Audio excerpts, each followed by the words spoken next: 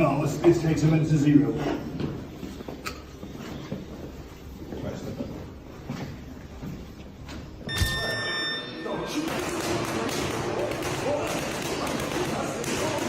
With a real boxer, a real world champion boxer, that the only other time he was in for the fans to get mad with that was against Fury's, Tommy Fury, but it wasn't that level, obviously, and all the size things you just rightfully pointed out. But he would have been in there with, you know, I mean, it seemed crazy. Gervonta Tank Davis has left fans stunned with his dramatic transformation ahead of his showdown with Jake Paul. Renowned for his explosive knockout power and tight, athletic frame, Tank now looks stronger than ever, adding serious muscle that's turning heads across the boxing community. New training clips show a thicker, more intimidating Davis, fueling rumors he's preparing to meet Paul's physicality and power on equal terms. We were yelling so much about him fighting someone, fight somebody your size. His next opponent is, by far, the most credentialed guy ever fought actively in his prime. There's one problem. He fights at 135 pounds. He fights at 135 pounds. In preparation for his showdown with Jake Paul, Gervonta Tank Davis has turned his training into an all-out assault on weakness. His camp now combines intense strength workouts, grueling sparring sessions, and non-stop conditioning to support his impressive size gains. Reports and footage suggest Davis has added heavy resistance training, particularly compound lifts, to build serious core and upper body mass, while maintaining his trademark speed and footwork through agility drills. Additionally, he's been sparring with larger, more physical partners, some even near heavyweight size, to condition himself for facing bigger, stronger opponents. Yeah. This Santa Cruz out here to get you. You can't let it burn, baby. Let it burn.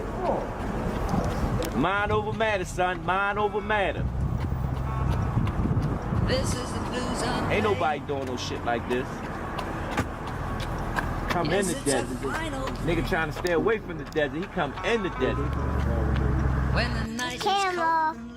Oh, Okay, light, camera, action. and fighting for the Light, action, camera. Come on, Ted. Come on, Ted. Hurt him out. Hurt him out, Ted. Dig down in there. Dig down in there. 10 seconds. Don't think about it. Don't think about it. Remember that gun on it? They got that gun on that tank. They go, time. when the night is cold and low. He ain't gonna keep you here late tonight. Good job.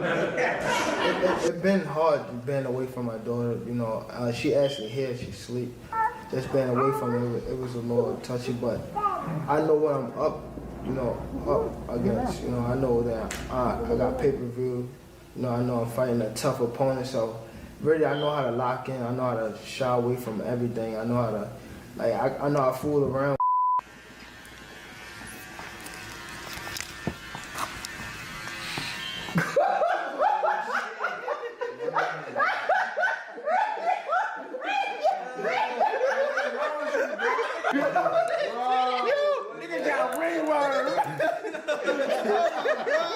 I said 10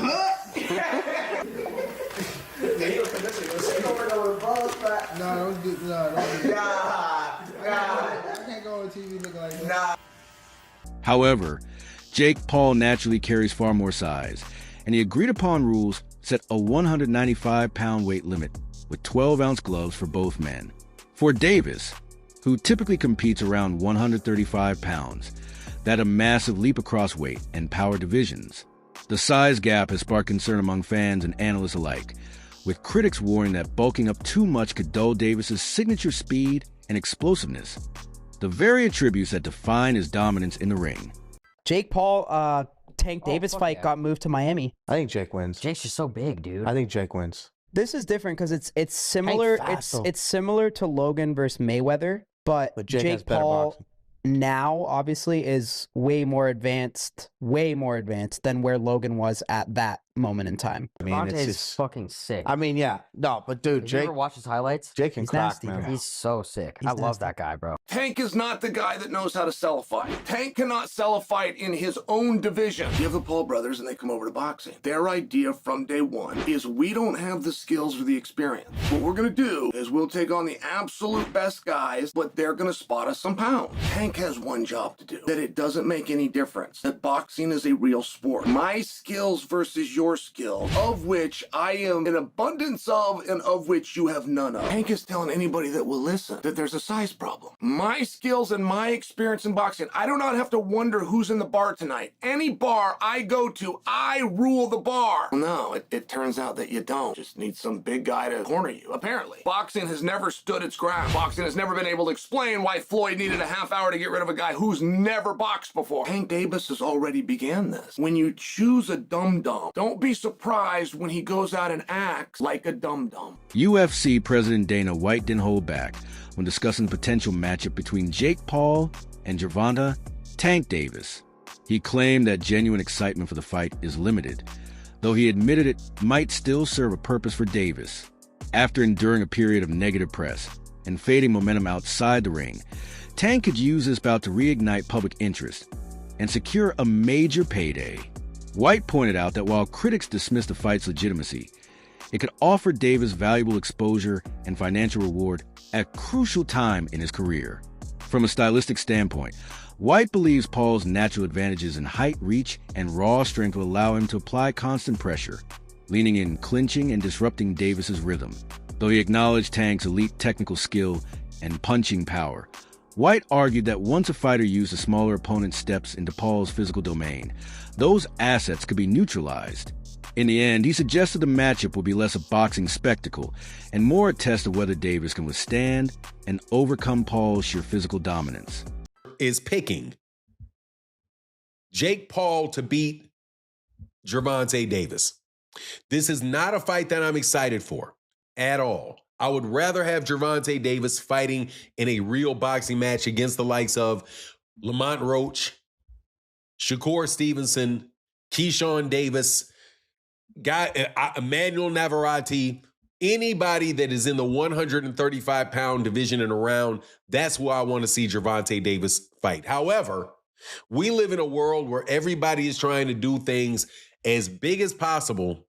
And the biggest fights possible right now, unfortunately for the sport of boxing, is an exhibition fight between Jake Paul and Gervonta Davis. So I do like it for this reason, though. I like it because it is allowing Gervonta Davis to have a fight that is going to be big and that the mainstream media is going to have to cover, the mainstream media outside the world of boxing.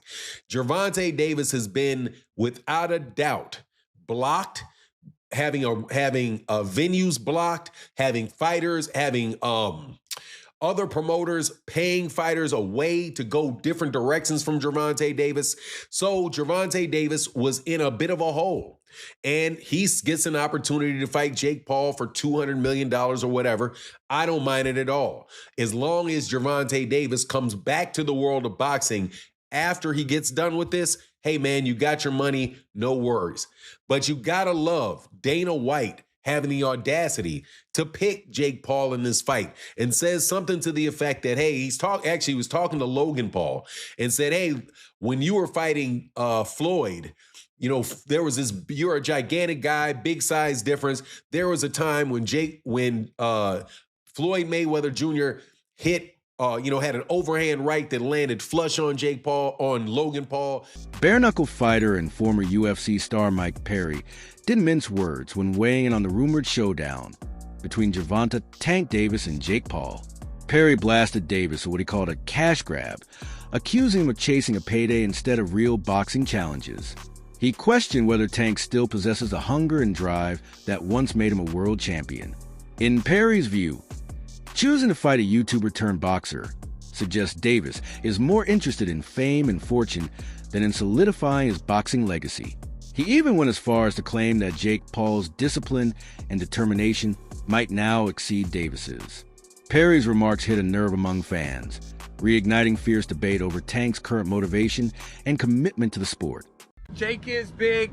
Tank has a lot of skill, but I don't think he's the same Tank that we saw the most incredible knockouts. We saw him, I mean, Lamont Roach performed great. They went to draw, and, you know, I just don't know. And Tank walked away. I don't know if he loves it enough to beat a guy who outweighs him by 80 to 100 pounds. During his face-off with Jake Paul, Gervonta, Tank, Davis looked uncharacteristically uneasy, a surprising sight for the usually composed knockout specialist. Observers noted his stiff posture, minimal eye contact, and forced calmness, hinting that the stark size difference between the two may have unsettled him. Standing before the visibly bigger Paul, Davis appeared to fully grasp the physical mountain he's set to climb.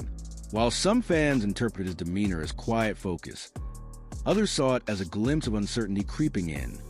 Tank looked very uncomfortable facing off. He just did. I've seen other face-off this Tank done. He gets in their face and they're intense and he looks good. He looked very meager up there. You've had 8 fights and you're gonna go tangle with Tank Davis. And the story instantly comes out. Jake is so much bigger. There is such a compliment to Jake within that insult. It is meant to be an insult. It is meant to take away from a potentially glorious moment for Jake. But where the compliment comes is it means the public believes he's gonna win.